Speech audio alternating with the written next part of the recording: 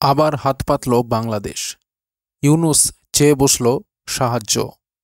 বন্ধুরা, proud বেঙ্গলির YouTube চ্যানেলে আপনাদের সকলকে স্বাগত জানাই। ভারতের পূর্ব প্রান্তের প্রতিবেশী বাংলাদেশ এখন এক অদ্ভুত সময়ের মধ্য দিয়ে যাচ্ছে।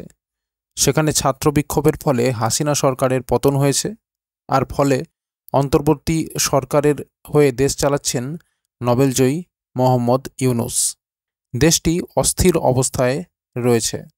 বাংলাদেশ কবে আবার স্থিতিশীল হবে তা কেউ জানে না। হাসিনা সরকারের আমলে এবং তার আগেও ভারত বাংলাদেশ বন্ধুত্ব বজায় ছিল।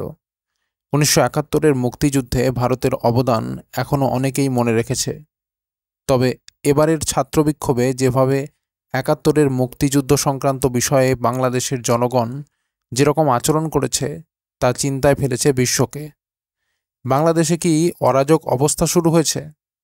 বাংলাদেশে গণ অভ্যুত্থানের পিছনে কি হাত আছে অন্য কোনো দেশের? বাংলাদেশের ভবিষ্যৎ কি অন্ধকার? এমন অনেক প্রশ্ন ঘুরপাক খাচ্ছে বিশেষজ্ঞদের মনে।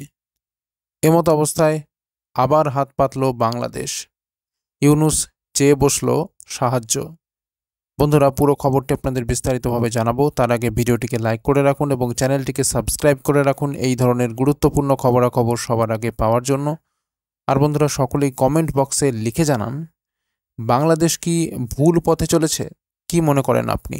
আপনার উত্তর যদি হ্যাঁ হয় তাহলে কমেন্ট বক্সে লিখুন হ্যাঁ, আর আপনার উত্তর যদি না হয় তাহলে কমেন্ট বক্সে লিখুন না। তো বন্ধুরা, চলুন এবার পুরো খবরটি বিস্তারিতভাবে এবং গভীরে জেনে নেওয়া যাক।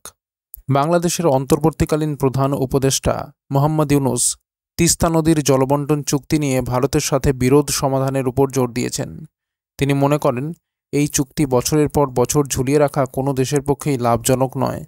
আন্তর্জাতিক নীতিমালা অনুসারে তিস্তার জলবন্টনের বিষয়টি দ্রুত সমাধান করা উচিত বলে তিনি উল্লেখ করেন এবং নিম্ন অববাহিকার দেশ হিসাবে বাংলাদেশের অধিকার রক্ষা করার প্রয়োজনীয়তার ওপর গুরুত্ব আরোপ করেন।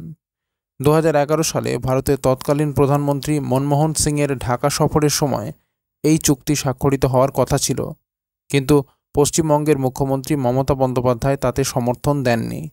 মমতা বন্দ্যোপাধ্যায়ের যুক্তি ছিল যে তার রাজ্যে জলের অভাব রয়েছে। এটি পুরনো সমস্যা হলেও দুই দেশকে একসাথে বসে এটি সমাধান করতে হবে বলে ইউনূস বলেন। ইউনূস জানান, বর্তমান বন্যা পরিস্থিতি নিয়ে ভারত বাংলাদেশের মধ্যে একসাথে কাজ করার সুযোগ রয়েছে।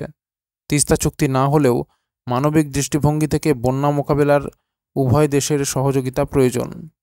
তিস্তা নদীর জলবন্টন নিয়ে আলোচনা পুনরায় শুরু করার কথা বলেন বাংলাদেশের জলসম্পদ উপদেষ্টা সায়েদা রিজওয়ানা হাসানও।